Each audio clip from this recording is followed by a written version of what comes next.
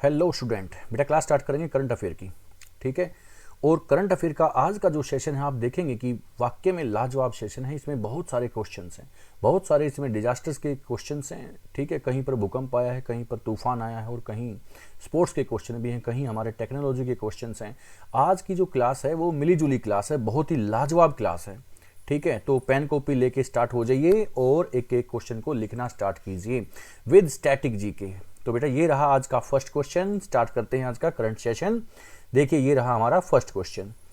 Salem sago साबूदाना किस राज्य का है जिसे हाल ही में जीआई टैग दिया गया? हाल फिलहाल में जीआई टैग दिए जा रहे हैं काफी चीजों को। ये जीआई टैग यानी भौगोलिक संकेत होते हैं बेटा। ये जीआई टैग का मतलब होता है कि जिस भी क्षेत्र में कोई भी भौगोलिक रूप से कोई चीज वहां पर फेमस है, ठीक है, और उस चीज का बेनिफिट है काफी ज्यादा, तो इसलिए उस चीज के लिए उस को जीआई टैग दिया जाता है उस क्षेत्र में, क्योंकि वो फेमस होती है, इसलिए वहां पर जीआई टैग दिया जाता है। ठीक है, तो जीआई टैग दिया गया अभी किसको? सलेम सागो में साबूदाना जो होता है, हम जो फास्ट रखते हैं, व्रत रखते हैं, तो साबूदाना हम उसमें खा सकते हैं, क्योंकि साबूदाना अनाज नहीं होता, इसलिए साबूदाना बड़ा फेमस है। फास्टिंग के टाइम पर, व्रत के टाइम पर हम उपवास रखते हैं तो साबूदाना हम खा सकते हैं। तो ये साबूदाना कौन सा है? सलेम सागो साबूदाना। ये कौन से राज्य का है जिसको अभी जीआई टैग मिला है? यहां पर एक वर्ड दे रखा है बेटा, सलेम। एक सलेम वर्ड है यहां पर। इस सलेम से नाम से आप जान सकते हो कि सलेम कहां का है, ये वर्ड कहां का लगता है आपको। तो option A Tamil Nadu, option B Uttar Pradesh, option C Jammu Kashmir, option D Madhya Pradesh. तो बेटा आंसर है कौन सा इसमें? इसमें आंसर है तमिलनाडु। आंसर कौन सा इसमें? तमिलनाडु। तो तमिलनाडु में सलेम जगह है बेटा, जहां पर सागो साबूदाना है, और यहां पर जीआई टैग इसको दिया गया है। ये साबूदाना बेटा, ये 80% साबूदाना यहीं पर होता है। ये जो सलेम साबूदाना है, सलेम सागो साबूदाना, ये 80% यहीं तमिलनाडु में होता है, सलेम प्रदेश में, इसलिए इसको यहां पर जीआई टैग दिया गया और ये बहुत ही फायदेमंद होता है। ठीक है ना, तो ये सलेम सागो कहां पर? तमिलनाडु के अंदर। अब तमिलनाडु के कुछ मैं स्टैटिक पॉइंट आपको बता दूं जो आपके पेपर में आएंगे ही आएंगे।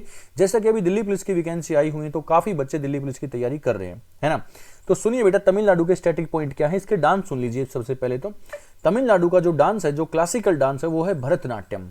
कौन सा डांस है? भरतनाट्यम। अब तमिलनाडु की भाषा कौन सी? तमिलनाडु की भाषा है तमिल, जो कि एक द्रविड़ भाषा है। सुनिए, द्रविड़ भाषा 4 भाषाएं होती हैं बेटा, तमिल, तेलुगु, कन्नड़ और मलयालम। तो इसमें से तमिल भाषा तमिलनाडु की है, तेलुगु भाषा आंध्र प्रदेश की है, मलयालम भाषा केरला की है, और मलयालम भाषा ही लक्षद्वीप की भी है। ठीक है, कन्नड़ भाषा कर्नाटक की है। ठीक है, अभी हाल फिलहाल में क्वेश्चन पूछा गया था कि लक्षद्वीप की भाषा कौन सी? तो बेटा मलयालम, क्योंकि केरला के पास में लक्षद्वीप पड़ता है, तो केरला की भाषा मलयालम है, इसलिए लक्षद्वीप की भाषा भी मलयालम है। ठीक है, तमिलनाडु के अंदर मंदिर कौन से बेटा? बृहदेश्वर मंदिर। कांचीपुरम का कैलाश मंदिर। कैलाश मंदिर बेटा दो हैं, एक तो कांचीपुरम का कैलाश मंदिर जो कि तमिलनाडु में है, जो कि पल्लव राजाओं ने बनवाया था। ठीक है, एक एलोरा का कैलाश मंदिर है जो कि कहां पर है? महाराष्ट्र में, जो कि राष्ट्रकूट वंश के राजा कृष्ण फर्स्ट ने उसको बनवाया था। जो कि कैलाश मंदिर ऐसा है महाराष्ट्र का एलोरा में, जो कि ऊपर से बनाना स्टार्ट किया और नीचे तक आया। इसको बनाने में लगभग 150 वर्ष का समय लगा था। बहुत ही ऐतिहासिक मंदिर है बेटा। ठीक है, बहुत इंपॉर्टेंट है, जो कि एक सिंगल स्टोन का बना हुआ पत्थर का एक मंदिर है, कैलाश मंदिर। ठीक है, चलो आगे बढ़ते हैं। क्वेश्चन नंबर 2 देखते हैं बेटा। उत्तर प्रदेश में सरयू नदी में शुरू की गई क्रूज सर्विस का नाम क्या है? तो उत्तर प्रदेश में सरयू नदी में शुरू की गई क्रूज सर्विस का नाम क्या है? आप बता सकते हैं। What is the name of the cruise service started in Saryu river in UP? तो बेटा उत्तर प्रदेश में ये बहुत इंपॉर्टेंट पॉइंट आ गया। सुनिए, अभी हाल फिलहाल में सरयू नदी के अंदर क्रूज सर्विस स्टार्ट की गई। ये क्रूज सर्विस क्या होती है बेटा? ये क्रूज सर्विस होती है जिसमें आदमियों को बैठाकर उस नाव में, उस बोट में आदमियों को वहां पर घुमाया जाता है। तो ये क्रूज सर्विस अभी स्टार्ट की गई है सरयू नदी में। तो सरयू नदी में किस नाम से स्टार्ट की गई है बेटा? ये सरयू नदी में ये स्टार्ट की गई है जटायु के नाम से। सुनिए, बहुत इंपॉर्टेंट पॉइंट है, जटायु। ठीक है, तो जटायु में ये क्रूज सर्विस स्टार्ट कर दी गई है। जटायु इस क्रूज सर्विस का नाम होगा। और ये जो जटायु क्रूज सर्विस है बेटा, ये 18 किलोमीटर तक चलेगी। 18 किलोमीटर तक का दायरा ये कवर करेगी। ये कहां से कहां तक चलेगी? ये गुप्तार घाट से, मैं यहां पर लिख दूं, देखो साइड में वहां पर घाट है गुप्तार, गुप्तार घाट से नया घाट, गुप्तार घाट से नया घाट के बीच में चलेगी। उत्तर प्रदेश में ये जितने भी वहां पर धार्मिक स्थल हैं उनको ये दिखाएगी लोगों को। 70 से 100 आदमियों को ये ले जा सकती है। ये ऐसी क्रूज सर्विस है जो कि गंगा नदी में वहां पर 70 से 100 आदमियों को ले जा सकती है, घुमा सकती है। क्योंकि गंगा नदी मैं इसलिए नाम ले रहा हूं बेटा, सरयू नदी ये ट्रिब्यूटरी है किसकी? गंगा की। सरयू नदी किसकी ट्रिब्यूटरी, किसकी सहायक नदी है? ये गंगा की सहायक नदी है। तो ये सरयू में चलेगी फिलहाल, ठीक है। तो जाने को जा सकती है क्योंकि ट्रिब्यूटरी है, गंगा में जाके ऐड हो जाती है। तो फिलहाल ये सरयू नदी में काम करेगी जिसका नाम है जटायु, ठीक है। 18 किलोमीटर तक चलेगी। कहां से कहां तक चलेगी? गुप्तार घाट से नया घाट के बीच में चलेगी उत्तर प्रदेश के अंदर, ठीक है। आगे बढ़ें, इसमें और भी इसमें नाम दे रखे हैं लेकिन यहां जटायु आपको करना है। जटायु भगवान विष्णु का वाहन कहा जाता है, जटायु, ठीक है। आगे बढ़े, क्वेश्चन नंबर 3 देखते हैं। हाल ही में हिमालय दिवस कब मनाया गया? हाल ही में हिमालय दिवस अभी हाल फिलहाल में मनाया गया बेटा 9 सितंबर को। When was Himalaya day celebrated recently? तो आंसर इज 9 सितंबर। 9 सितंबर को हिमालय दिवस बेटा मनाया गया है अभी। और ये तो बहुत इंपॉर्टेंट क्वेश्चन आ गया, बहुत ज्यादा इंपॉर्टेंट क्वेश्चन है। हिमालय ज्यादा इंपॉर्टेंट है बेटा, डे इतना इंपॉर्टेंट नहीं, हिमालय इंपॉर्टेंट ज्यादा है। तो हिमालय दिवस भी आपको याद कर लेना है, 9 सितंबर को हिमालय दिवस मनाया जाता है, ठीक है। अब हिमालय इंपॉर्टेंट क्यों है वो सुनिए, क्योंकि ज्योग्राफी में बहुत इंपॉर्टेंट है हिमालय, इसलिए ज्योग्राफी में आपको हिमालय जरूर पढ़ने को मिलता है। सुनिए हिमालय के बारे में क्वेश्चन क्या क्या आ सकते हैं। Himalaya is the newest mountain range in the world. दुनिया में सबसे बाद में जो पर्वत श्रृंखला बनी वो यही है, इसलिए हिमालय दुनिया की सबसे नवीन पर्वत श्रृंखला है, न्यूएस्ट है, और यही हाईएस्ट भी है। दुनिया में सबसे ऊंची पर्वत श्रृंखला भी हिमालय है बेटा, क्योंकि हिमालय के अंदर ही 3 सबसे ऊंची चोटियां हैं वर्ल्ड की। कौन कौन सी हैं जरा सुनिए। देखिए माउंट एवरेस्ट सबसे ऊंची है, माउंट एवरेस्ट, माउंट एवरेस्ट, ठीक है। उसके बाद कौन सी? K2। K2 को बोलते हैं गोडविन आस्टेन। क्या बोलते हैं? Godwin Austen, Godwin Austen. उसके बाद है कंचनजंगा, कंचन, एक मिनट में इसको सही लिख दूं, कंचनजंगा, कंचनजंगा, ठीक है। कंचनजंगा कहां पर है? सिक्किम में। K2 कहां पर? ये K2 बेटा ये पीओके में है। कहां पर है? पीओके, पाक ऑक्यूपाइड में है K2, ध्यान से सुनना। एवरेस्ट कहां पर है बेटा? एवरेस्ट है नेपाल के अंदर। दुनिया की सबसे ऊंची चोटी है एवरेस्ट, एवरेस्ट नेपाल के अंदर है। नेपाल में माउंट एवरेस्ट को बोलते हैं सागरमाथा। K2 रिप्रेजेंट करता है कराकोरम को, ठीक है। इसका दूसरा नाम है गोडविन आस्टेन जो कि पीओके के अंदर है। कंचनजंगा कहां पर है? सिक्किम के अंदर है। तो तीनों की तीनों पर्वत चोटियां ये हिमालय पर्वत श्रृंखला में हैं। हिमालय को बेटा उत्तर से दक्षिण में, नॉर्थ टू साउथ में 4 पार्ट में डिवाइड हम कर सकते हैं। हालांकि इसके मेन पार्ट तो 3 होते हैं बेटा। सुनिए, ग्रेटर हिमालय, फिर मिडिल हिमालय यानी कि हिमाचल हिमालय, फिर साउथ हिमालय यानी सदर्न हिमालय यानी कि शिवालिक हिमालय। तो ग्रेटर से भी और उस पार, ग्रेटर से भी जो पहले बन गया है वो था ट्रांस हिमालय। अगर बेटा ट्रांस हिमालय को इसमें हम ऐड कर दे तो 4 पार्ट इसमें हो जाते हैं। तो लाइन से सुनिए, सबसे ऊपर की तरफ है ट्रांस हिमालय, उसके बाद है ग्रेटर हिमालय, उसके बाद है हिमाचल हिमालय जिसको हम मिडिल हिमालय या मध्य हिमालय बोलते हैं, और सबसे नीचे है शिवालिक हिमालय जो कि सदर्न हिमालय है हमारा। तो नॉर्थ हिमालय कौन सा बना? ग्रेटर हिमालय। हिंदी वाले सुन लें, हिंदी में बच्चे क्या बोलते हैं? ट्रांस हिमालय को ट्रांस हिमालय आप लिख सकते हैं। उसके बाद हिमाद्री हिमालय, हिमाद्री हिमालय को वृहत हिमालय हम बोल सकते हैं या महान हिमालय बोल सकते हैं। उसके नीचे है हिमाचल हिमालय जिसको मध्य हिमालय बोलते हैं, उसको लघु हिमालय भी हम बोल सकते हैं हिमाचल हिमालय को, ठीक है। सबसे दक्षिण में आता है शिवालिक हिमालय, ठीक है। इस तरह से 4 पार्ट ये हमने हिमालय के बताए। और पूर्व से पश्चिम में या फिर पश्चिम से पूर्व में भी हिमालय के 4 पार्ट होते हैं। जैसे सबसे पश्चिम में कौन सा भाग है? वेस्टर्न पार्ट कौन सा है हिमालय का? तो पंजाब हिमालय जो कि जम्मू कश्मीर हिमाचल प्रदेश में फैला हुआ है।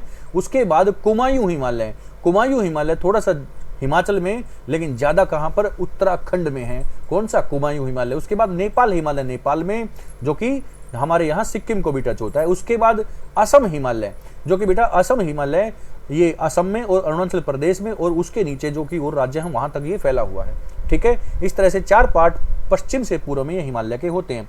हिमालय दुनिया की सबसे नवीन पर्वत श्रृंखला है, उसकी 3 सबसे ऊंची चोटियां मैंने आपको बता दी हैं। ठीक है, आगे बढ़ते हैं। हिमालय कितनी कंट्री में फैला हुआ है ये और मुझे बता दीजिए। क्या इसका आंसर मुझे आप लोग दे सकते हो? हिमालय कितने देशों में फैला हुआ है? चलो इसका आंसर मैं खुद ही बताऊं, आगे कुछ क्वेश्चंस आएंगे उसमें मुझे आप क्वेश्चन का आंसर देना। बेटा हिमालय 7 देशों में फैला हुआ है। सुनिए, हिमालय 7 देशों में फैला हुआ है। तो वो देश कौन कौन से, ध्यान से सुनिए। ये देश हैं पाकिस्तान, अफगानिस्तान, भारत, चाइना, नेपाल, भूटान और म्यांमार। ठीक है, ये देश हैं 7। और म्यांमार में हिमालय को बोलते हैं अराकानयोमा। अराकानयोमा म्यांमार में बोला जाता है हिमालय को। ठीक है, हिमालय दिवस मनाया जाता है 9 सितंबर को। तो इतनी सारी जानकारी एक ही क्वेश्चन के अंदर, ठीक है, इन सबको नोट करना है आपको बेटा। ये सभी चीजें आपको और किसी करंट के चैनल पे मिलने से रही बिल्कुल भी नहीं मिलेगा, क्योंकि वहां पर सिर्फ करंट कराया जाता है, ज्योग्राफी और हिस्ट्री से रिलेट उनको नहीं किया जाता। हाँ, मैं ये नहीं कह रहा वो अच्छा पढ़ाते हैं, नो डाउट, लेकिन बेटा ज्योग्राफी और हिस्ट्री से रिलेट करके नहीं बताया जाता, जो कि बहुत इंपॉर्टेंट है, आपको पता होना चाहिए इन बातों का।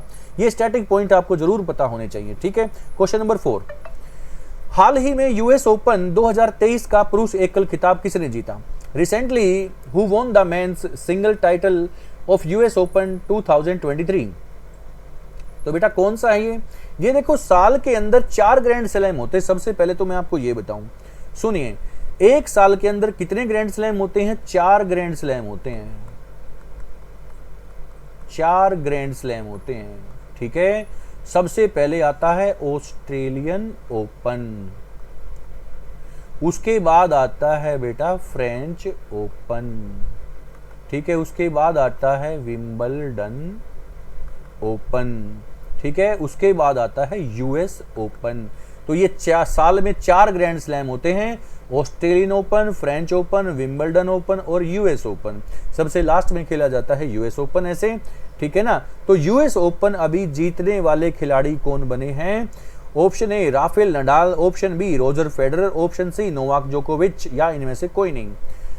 ये ग्रैंड स्लैम होते हैं बेटा, ये टेनिस टूर्नामेंट होता है, टेनिस प्रतियोगिता होती है। ठीक है ना, तो ये ग्रैंड स्लैम टेनिस टूर्नामेंट होता है, जो कि यूएस ओपन को अभी जीता है किसने? नोवाक जोकोविच ने।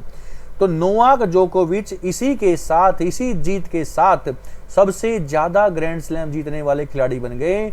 24 ग्रैंड स्लैम जीते हैं अभी तक। 24 ग्रैंड स्लैम जीते हैं किसने? नोवाक जोकोविच ने। ओके, इतने ग्रैंड स्लैम अभी तक किसी ने नहीं जीते। ठीक है ना, इनकी ये, हालांकि 24 ग्रैंड स्लैम, एक खिलाड़ी है ऑस्ट्रेलिया की, शायद मार्गरेट नाम है, उन्होंने 24 ग्रैंड स्लैम जीते हैं, लेकिन वो खेल नहीं रही अभी। अभी कौन खेल रहे हैं? अभी कौन खेल रहे हैं? अभी खेल रहे हैं चार्जर। अभी खेल रहे हैं कौन कौन? अभी खेल रहे हैं जैसे राफेल नडाल अभी खेल रहे हैं, नोवाक जोकोविच खेल रहे हैं, और इसी खेल के साथ ये सबसे आगे हैं, है ना, ये सबसे आगे खिलाड़ी बन चुके हैं 24 ग्रैंड स्लैम जीतने वाले। सेरेना विलियम्स भी रिटायर हो चुकी है, जो कि 23 ग्रैंड स्लैम जीते हैं सेरेना विलियम्स ने। इसीलिए सबसे आगे नाम आता है नोवाक जोकोविच का, जो कि एक सर्बियन प्लेयर है। कहाँ के प्लेयर हैं बेटा? ये नोवाक जोकोविच सर्बिया के प्लेयर हैं। ओके, यहां पर एक और खिलाड़ी राफेल नडाल भी अभी हाल फिलहाल खेल रहे हैं बेटा। ये राफेल नडाल जो हैं, ये 22 ग्रैंड स्लैम जीते हैं इन्होंने, हाल ही में ये खेल रहे हैं। और ये राफेल नडाल कहाँ के खिलाड़ी हैं? रोजर फेडरर आउट हो चुके हैं बेटा, अब ये रिटायर हो चुके हैं। राफेल नडाल खेल रहे हैं, लेकिन ये कहाँ के हैं? स्पेन के हैं। कहाँ के हैं? ये स्पेन के। नोवाक जोकोविच कहाँ के हैं? सर्बिया के हैं। कहाँ के हैं? सर्बिया के हैं। ओके, तो बड़ा ही लाजवाब क्वेश्चंस हैं। देखिए सुनिए, ये सारे के सारे जो ग्रैंड स्लैम है पेपर में आते हैं बेटा। मैं चारों ग्रैंड स्लैम आपको बताऊंगा। ऑस्ट्रेलियन ओपन में किसने जीता, कौन सा पुरुष था, कौन सी महिला थी, डबल्स किसने जीता, सिंगल्स कितने जीते, इसकी मैं स्पेशल एक क्लास बनाऊंगा बेटा, क्योंकि बहुत ज्यादा इंपॉर्टेंट है। ग्रैंड स्लैम टेनिस टूर्नामेंट होते हैं और बहुत ही कॉस्टली होता है, ये बहुत ही एक्सपेंसिव होता है, बहुत ही रिच बना देता है किसी भी प्लेयर को, क्योंकि काफी ज्यादा इसमें पैसा है इस खेल के अंदर। ओके, क्वेश्चन नंबर 5 देखते हैं। भारत जल्द ही समुद्रयान मिशन का ट्रायल शुरू करने जा रहा है, उसका नाम क्या है? India is soon going to start the trial of marine exploration, what is the name? तो बेटा इसका नाम क्या है? देखिए, अभी हमने कुछ दिन पहले चंद्रयान 3 लॉन्च किया, सफल लैंडिंग उसकी कराई, ठीक है। और अभी जो कि सोलर मिशन हमने लॉन्च किया जिसका नाम था आदित्य L1, वो भी अपना सफल रहा। और अभी देखिए समुद्रयान मिशन हम शुरू करने के लिए बिल्कुल तैयार बैठे हैं, है ना। तो भारत कितनी तरक्की कर रहा है बेटा, कमाल की बात है, ठीक है। तो इसका नाम, इस समुद्रयान का नाम क्या है? सुनिए, ये जो समुद्रयान मिशन है ये चेन्नई से स्टार्ट होगा, चेन्नई से काम करना स्टार्ट करेगा और ये बंगाल की खाड़ी तक गश्त करेगा। चेन्नई से स्टार्ट करेगा और बंगाल की खाड़ी में ये काम करेगा। जैसे आप लोगों ने सुना होगा टाइटन, टाइटन ऐसा ही एक समुद्री एक सबमरीन थी जो कि डूब गई, है ना, जिसमें लगभग 4-5 आदमी थे, वो डूब गए क्योंकि समुद्र का जो प्रेशर है वो नहीं झेल पाई वो मशीन, और वहीं पर उनकी डेथ हो गई। ये जो सबमरीन है हमारी, जिसका नाम मत्स्य 6000, इसका नाम क्या है बेटा? इसका नाम है मत्स्य 6000। मत्स्य का मतलब होता है बेटा फिश, मत्स्य का मतलब होता है फिश, मछली, ठीक है। तो 6000 यहां पर क्यों रखा? क्योंकि 6000 मीटर की गहराई तक ये जा सकती है, 6000 मीटर की गहराई तक समुद्र का अध्ययन कर सकती है। इसके समुद्र के पानी में क्या क्या, वहां पर समुद्री सतह पर क्या क्या चीजें हैं, ठीक है। इसको इस प्रकार से बनाया गया है कि यहां पर समुद्री दाब बहुत कम लगे, ठीक है, और यहां ये 2 से 3 आदमियों को नीचे ले जाने में सक्षम होता है। इसके अंदर 90 से 95 घंटे का ऑक्सीजन रह सकता है, 90 से 95 घंटे का ऑक्सीजन इसके अंदर रहेगा, स्टोर रहेगा, ठीक है, किसी भी आपात स्थिति के लिए, ठीक है ना। तो ये सारी चीजें हैं जिसका नाम है समुद्रयान मिशन मत्स्य 6000। और सुनिए, ये बेटा कब से ट्रायल इसकी स्टार्ट हो जाएगी? सुनिए, 2024 में फर्स्ट जो 3 मंथ हैं, फर्स्ट 3 मंथ, पहले 3 महीने में इसकी ट्रायल शुरू हो जाएगी 2024 में। और ये काम कब से कब तक करेगा? 2026 तक ये ट्रायल पूरा हो सकता है बेटा, क्योंकि टाइटन जो पनडुब्बी डूबी है अंग्रेजों की, उसको सबक लेते हुए हमने इसके बहुत सारे ट्रायल रखे हैं। एक बार ट्रायल करके हम इसको यूज नहीं कर सकते, अभी 2 साल तक इसका ट्रायल चलेगा। 2026 में ये लोगों की सेवा के लिए हाजिर हो सकती है, जिसका नाम है मत्स्य 6000। ओके, क्वेश्चन नंबर 6 देखते हैं।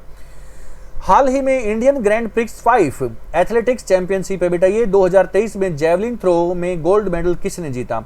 Recently who has won the gold medal javelin throw at Indian Grand Prix 5 athletics 2023? देखो बेटा, जब भी नाम जेवलिन थ्रो का आता है तो हमारे सामने नीरज चोपड़ा से बढ़ के कोई क्वेश्चन, कोई चेहरा कोई आता ही नहीं है ना। नीरज चोपड़ा तो बेस्ट है ही, लेकिन यहां पर इंडियन ग्रैंड प्रिक्स की बेटा, क्योंकि नीरज चोपड़ा ओलंपिक चैंपियन रह चुके हैं, नीरज चोपड़ा वर्ल्ड चैंपियन रह चुके हैं, तो ये थोड़े छोटे टूर्नामेंट हैं, इनके लिए उन्होंने मौका दिया है अपने दूसरे भाइयों को, ठीक है। इसीलिए ये जो चेहरा आप देख पा रहे हो, ये चेहरा किस प्लेयर का? ये चेहरा है बेटा किशोर जैना का। किशोर जैना इसमें विजेता रहे हैं, जिसने 82 लगभग 82 मीटर का भाला फेंका है, 82 मीटर का भाला फेंका, जबकि नीरज चोपड़ा का लगभग रिकॉर्ड होता है कितना? लगभग 88 मीटर का उनका रिकॉर्ड रहता है, ठीक है ना। इसके अप्रोक्स नीरज चोपड़ा का भाला फेंका जाता है, किशोर जैना ने 82 मीटर भाला फेंककर यहां पर गोल्ड मेडल जीता है। ओके, क्वेश्चन नंबर 7 देखते हैं। हाल ही में अमेरिका के कौन से शहर ने 3 सितंबर को सनातन धर्म दिवस घोषित किया है? Which American city has recently declared 3 September as Sanatan Dharma Diwas, सनातन धर्म डे? ओके, तो बड़ा ही अच्छा क्वेश्चन है। अभी 3 सितंबर को वहां पर एक फेस्टिवल मनाया गया बेटा, जिसका नाम था महाकुंभ, महाकुंभ अभिषेकम, महाकुंभ अभिषेकम। इस महाकुंभ अभिषेकम फेस्टिवल के अवसर पर उन्होंने वहां पर घोषणा कर दी कि सनातन धर्म दिवस अब 3 सितंबर को मनाएंगे एवरी ईयर। तो बेटा ये शहर था कौन सा? लुइसविले, लुइसविले, अमेरिका के अंदर लुइसविले। सनातन धर्म बेटा, ये सनातन धर्म से ही सब कुछ निकला, ये तो बहुत ही प्राचीन है, इसी से बौद्धिज्म, जैनिज्म सब कुछ सनातन से ही निकला है बेटा। इसलिए धर्म तो एक है सनातन, बाकी मजहब बताए जाते हैं ऐसे। बाकी हम कोई धार्मिक गुरु तो है नहीं, इनके बारे में थोड़ी सी हमें कम ही नॉलेज होती है, जितना कि आपके पेपर में आ सकता है उतनी ही नॉलेज हमें भी होती है बेटा। बाकी अगर किसी चीज की ऐसे कोई लगे तो आप सर्च करके देख सकते हो, ठीक है। सनातन से ही बना हिंदू धर्म, हालांकि हिंदू नहीं है, हिंदू धर्म नहीं है, वो सनातन है, ठीक है। आपके एग्जाम के पॉइंट ऑफ व्यू से जो भी बौद्धिज्म, जो भी जैनिज्म, जो इस्लाम होगा, जो कि अपना क्रिश्चियनिटी होगी, इसके जितने भी क्वेश्चंस बनेंगे वो मैं सभी के सभी कराऊंगा बेटा, और उसमें गलतियां नहीं होंगी बिल्कुल भी। लेकिन किसी भी धर्म की डीपली नॉलेज के लिए, डीपली नॉलेज किसको होती है? उस धर्म के गुरु को होती है, ठीक है ना। उसमें भी कई सारी चीजें आती हैं, उसमें भी हम कई बार सबूत मांगते हैं, क्या सबूत है, ऐसा हो सकता है। हमें किसी भी धर्म के अंदर ज्यादा जानने के अभी जब तक हमें नॉलेज नहीं है, हम उस पर उंगली भी नहीं उठा सकते। हमें वो सत्य ही साबित, जैसा भी उन्होंने गुरुओं ने बताया ऐसा हमें मानना ही पड़ता है, क्योंकि हमें किसी भी धर्म की डीपली नॉलेज नहीं होती। जैसा कि बुक्स में है, जैसा कि एनसीईआरटी में, जैसा कि हम लोग पढ़ चुके हैं, जैसा कि आपके पेपर में आता है, उतना ही हमें बताना चाहिए। ओके, चलो आगे बढ़ते हैं। क्वेश्चन नंबर 8, यहां पर एक वर्ड और देख रहे हो, शिकागो। मैं थोड़ा सा इसी में रुकता हूं, यहां पे मुझे एक ऑप्शन और दिख रहा है, शिकागो। ये शिकागो अमेरिका का वो शहर है बेटा जहां पर 1893 में, मैं हिस्ट्री से रेट कर रहा हूं इस क्वेश्चन को, ध्यान से सुनिए। 1893 में शिकागो शहर में विश्व के धर्म सम्मेलन में स्वामी विवेकानंद पहुंचे थे। स्वामी विवेकानंद, स्वामी विवेकानंद आप लोगों ने सुना होगा। स्वामी विवेकानंद का जन्म दिवस होता है 12 जनवरी, जो कि नेशनल यूथ डे मनाते हैं उनके जन्म दिवस के ऊपर 12 जनवरी को।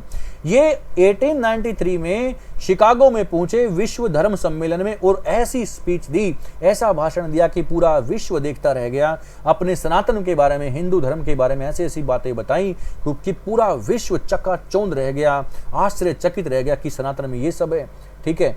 तो ये शिकागो में पहुंचे थे और टाइमिंग था 1893 का। चलो आगे बढ़ते हैं बेटा। यहाँ पर इसमें बताने के लिए काफी कुछ है, लेकिन वो हिस्ट्री में चला जाएगा। फिर हम कर रहे हैं यहाँ पे करंट की क्लास, हम थोड़ा थोड़ा रिलेट करके बताएंगे जो आपके एग्जाम के पॉइंट ऑफ व्यू से काफी इंपॉर्टेंट चीजें होंगी। क्वेश्चन नंबर 8, किलायू ज्वालामुखी पर्वत में फिर से विस्फोट हुआ है, यह कौन से द्वीप पर स्थित है? किलायू ज्वालामुखी पर्वत में फिर से विस्फोट हुआ है बेटा, यह कौन से द्वीप पर स्थित है? तो आप मुझे बता सकते हैं। बहुत ही इंपॉर्टेंट पॉइंट है, मैं कई बार बता चुका हूं, और जो ऑफलाइन मेरी क्लास होती है उसमें वोल्केनिक माउंटेन में, तो मैं पता नहीं कितनी बार बताता हूं इन सब पॉइंट्स को। ये किलायू ज्वालामुखी पर्वत है बेटा, दुनिया का सबसे एक्टिव है। मैं थोड़ा सा एक्टिव वोल्केनो यहां पर आपको बताऊं, सुनिए। एक्टिव यानी सक्रिय ज्वालामुखी पर्वत, यहां पर किलायू जो है वो दुनिया का सबसे एक्टिव वोल्केनो है। इसके साथ यहां पर मोना लोआ भी है, मोना लोआ ये भी वहीं पर है। यहाँ स्ट्राम्बोली भी है बेटा, अपने इंडिया में नहीं, स्ट्राम्बोली है भूमध्य सागर में, लिपारी आइलैंड, इटली।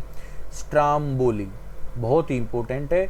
एक ओजेस डेल सेलेडो भी है, ओजेस डेल सेलेडो। ये जो मैंने आपके सामने लिखे ना, ये दुनिया के सबसे विख्यात प्रसिद्ध एक्टिव वोल्केनो है बेटा, जो आपके सामने मैंने लिख दिए हैं। एक माउंट फ्यूजी भी है, माउंट फ्यूजी ये जापान का है। किलायू और मोना लोआ ये हवाई द्वीप अमेरिका में है, जैसा कि इसमें ऑप्शन में आप देख पा रहे हो। इस क्वेश्चन का आंसर है Hawaii island in north America. किलायू ज्वालामुखी पर्वत में फिर से विस्फोट हुआ, यह कौन से द्वीप पर है? ये हवाई द्वीप पर है बेटा, हवाई आइलैंड पर है। कौन सी जगह पर है? नॉर्थ अमेरिका में है बेटा, ठीक है। इसके साथ साथ किलायू के साथ साथ यहाँ मोना लोआ ज्वालामुखी पर्वत भी है, ठीक है, अमेरिका में। स्ट्राम्बोली वोल्केनो मैंने जैसा कि बताया भूमध्य सागर में, यूरोप के नीचे और अफ्रीका के ऊपर भूमध्य सागर है। इंग्लिश में भूमध्य सागर को बोलते हैं मेडिटेरियन सी। तो लिपारी द्वीप है भूमध्य सागर में, लिपारी आइलैंड। तो लिपारी आइलैंड कहाँ का? इटली का। वहीं पर स्ट्राम्बोली ज्वालामुखी पर्वत है बेटा। स्ट्राम्बोली ज्वालामुखी पर्वत को बोलते हैं क्या? लाइट हाउस ऑफ मेडिटेरियन सी। प्रकाश स्तंभ बोला जाता है भूमध्य सागर का स्ट्राम्बोली ज्वालामुखी को, बहुत इंपॉर्टेंट है। ओजस डेल सेलेडो, ओजस डेल सेलेडो दुनिया का सबसे ऊंचा सक्रिय ज्वालामुखी पर्वत है। वर्ल्ड हाईएस्ट एक्टिव वोल्केनो ओजस डेल सेलेडो है, जो कि साउथ अमेरिका में है। जापान में बहुत ही फेमस है माउंट फ्यूजी या फ्यूजियामा। भारत का कौन सा है? भारत का कौन सा है? भारत का बेटा बैरन आइलैंड। कौन सा? बैरन द्वीप है अंडमान निकोबार में। ये भारत का ज्वालामुखी पर्वत है जो कि सक्रिय है, जो कि सक्रिय हो गया। ओके, तो ये सारे हैं एक्टिव वोल्केनो दुनिया में जो सबसे फेमस हैं, ठीक है ना। तो मैं कई बार आपको बता चुका हूं बेटा, ये डिजास्टर चीजें आपको करंट की पढ़नी है। कहीं पर कोई सुनामी आई, कहीं पर कोई तूफान आया, कहीं पर कोई ज्वालामुखी विस्फोट हुआ। जैसे कि अभी मैंने हाल फिलहाल में पढ़ा था कि मोरक्को में 8 सितंबर को भूकंप आया था मोरक्को में, जबकि वहां पर लगभग 3000 आदमियों के मरने की आशंका थी, है ना। तो बहुत इंपॉर्टेंट हो जाता है। मोरक्को कहाँ का देश है बेटा? ये अफ्रीकन कंट्री है, अफ्रीकन कॉन्टिनेंट का देश है मोरक्को, ठीक है। तो डिजास्टर चीजें आपको करंट में आपको पढ़ लेनी है।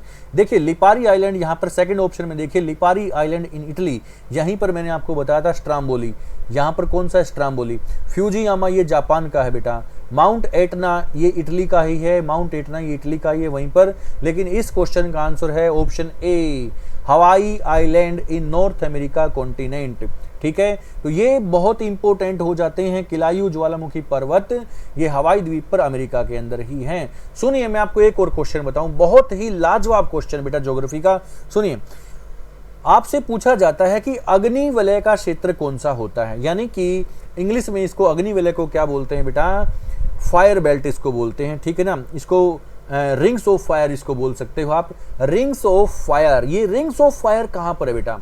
ये पैसिफिक ओशियन में है। रिंग्स ऑफ फायर, अग्निवलय का क्षेत्र प्रशांत महासागर को कहा जाता है बेटा।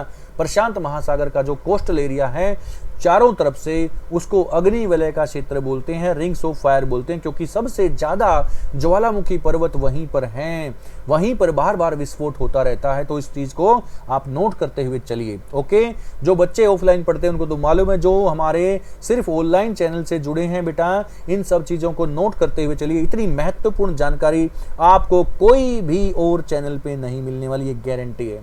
करंट अफेयर की क्लास के साथ तो बिल्कुल नहीं मिलने वाली, ठीक है। चलिए क्वेश्चन नंबर 9, हाल ही में हिंदी दिवस कब मनाया गया? हाल ही में हिंदी दिवस कब मनाया गया बेटा? बहुत अच्छा, मनाया गया या मनाया जा रहा है। When was Hindi day celebrated recently? तो बेटा बहुत अच्छा क्वेश्चन आ गया एक और हमारे सामने। हिंदी दिवस अभी हाल फिलहाल में 14 सितंबर को मनाया जा रहा है ना। 14 सितंबर को हिंदी दिवस मनाया जा रहा है, जो कि आज हिंदी दिवस है ना। तो ये हिंदी दिवस की शुरुआत कब से मानी गई बेटा? इसका थोड़ा सा इतिहास देखते हैं। हिंदी दिवस का, Hindi day celebrated first time कब मनाया गया बेटा? ये 14 सितंबर 1949 को ये घोषित कर दिया गया। हुआ क्या था बेटा? 19, सुनिए मैं इसको फिर से मिटा के फिर से लिख दूं, सुनिए 1949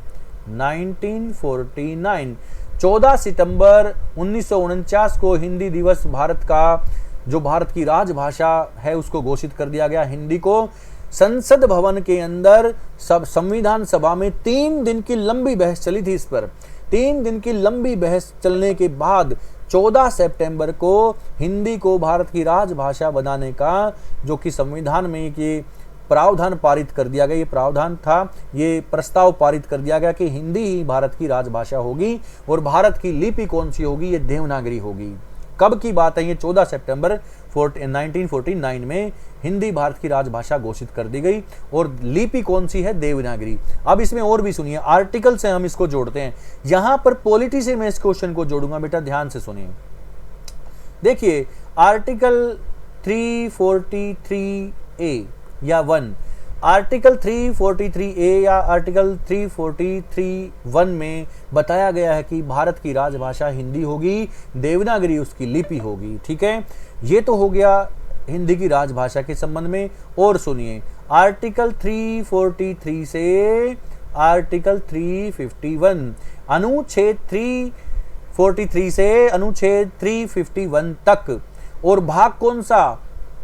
भाग है 17 भाग। संविधान का कौन सा भाग? 17वां भाग। संविधान के भाग पार्ट 17 में और आर्टिकल अनुच्छेद 343 से 351 में सुनिए, राजभाषा, भारत की राजभाषा के बारे में उल्लेख है। भारत की राजभाषा के बारे में कौन से अनुच्छेद में? बड़ा इंपॉर्टेंट पॉइंट है पॉलिटी का भी, इसको नोट करते हुए चलिए बेटा। भारत के कौन से अनुच्छेद में? 343 से 351 अनुच्छेद है। और भारत का कौन सा, संविधान का कौन सा भाग? 17वां भाग है, ठीक है, जिसमें भारत की राजभाषाओं का उल्लेख किया गया है। भारत की राजभाषा 343A में हिंदी को बनाया गया और लिपि बनाया गया है, किसको? देवनागरी लिपि को, ठीक है। भारत का ये 14 सितंबर कब दिवस घोषित किया गया, हिंदी दिवस कब घोषित किया गया, ये 14 सितंबर 1949 को ये दिवस घोषित किया गया, जो कि 14 सितंबर आज है बेटा, हिंदी दिवस है आज।